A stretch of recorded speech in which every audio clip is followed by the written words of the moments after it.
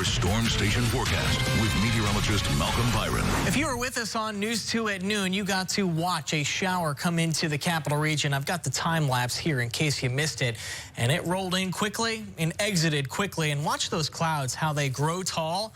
They form showers and then they rain out. And we've kind of had an unsettled sky all afternoon long. Still some lingering clouds, but I don't see many tall clouds anymore on this view.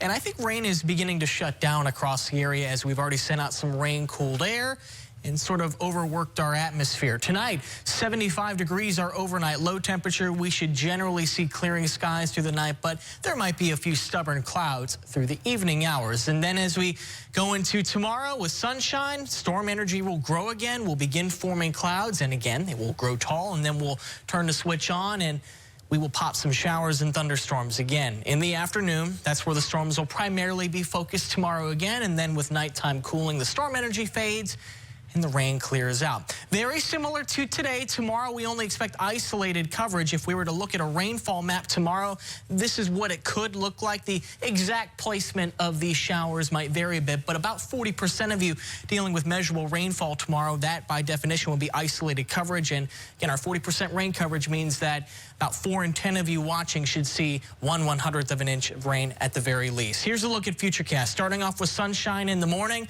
popping the lid on the atmosphere around lunchtime through the afternoon. That's about where rain coverage peaks, and then taking Futurecast into the evening hours, all those showers fade away. After tomorrow, the pattern really begins to change as we have an expansive region of hot and dry air in the upper levels of our atmosphere, really centering on the central Gulf Coast. And the thing about this hot and dry air, it's not just at ground level, but also way above our heads. And as the warm air from the ground rises into that, it can't rise anymore just simply because it's in a very warm environment. Warm air likes to rise, and that means it has to rise into a cooler environment to keep going.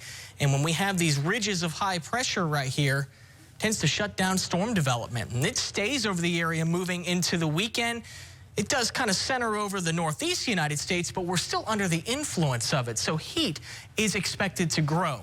We're talking highs in the 90s each and every day, and with less rain around, we're going to have less rain cooling showers, meaning that these peak feels-like temperatures will be around for a longer duration each afternoon. Could peak near 104 degrees for a heat index on Thursday, 106 perhaps on Friday and Saturday, maybe even Sunday as well. It's going to be a full steam machine going into this weekend, so make sure you're drinking plenty of water. There is your Storm Station 7-day forecast. Rain chances coming down. A 10% rain coverage on Friday as we kickstart summer.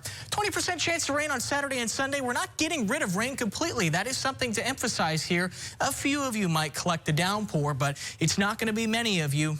20% rain coverage means that 80% of you stay dry. And, well, as we go into next week, we'll open the door for maybe a few more disturbances to come through and excite maybe a few more isolated showers and thunderstorms. Hey, make sure you join us on our 5 o'clock newscast. The Atlantic is still quiet, but the Pacific is still churning away, and parts of Mexico are bracing for a major hurricane landfall within 24 hours. We'll show you some of the preparations underway.